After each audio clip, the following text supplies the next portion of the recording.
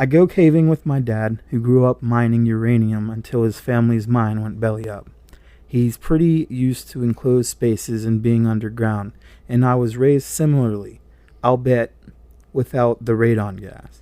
I've rappelled into pits I can't see the bottom of, bouldered my way along and over one of the largest underwater rivers in North America, nearly caught in a flash flood and slipped into a crevice whose bottom is as of today not mapped and has never been reached or documented by anyone.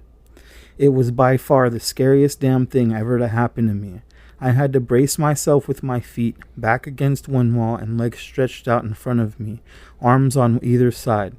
I was in a pretty good spot to be, roughly 10 feet down, on wet rock, and my headlamp had come unplugged from its battery in my pack, meaning I only had the light from my dad looking up on me 10 feet up to see by.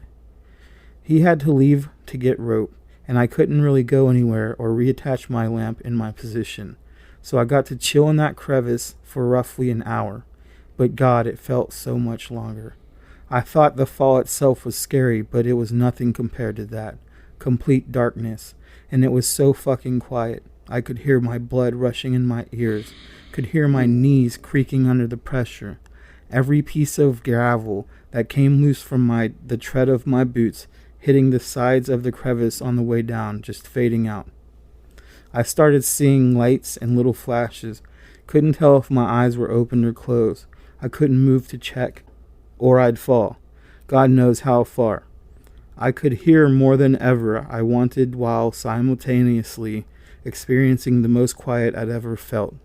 And all I could do was feel the rock against my back and hands, and presumably what were my feet were braced against. I started to not be able to tell up from down, started hearing footsteps and seeing movement and shapes from the corners of my eyes. It was utter hell, waiting for my dad to come back with the rope to help me back out. I know what I experienced was just due to the lack of visual and auditory stimuli, but damn, it was the scariest thing I've ever experienced, and we always bring a good amount of rope with us now, even if we think we won't need it in a cave.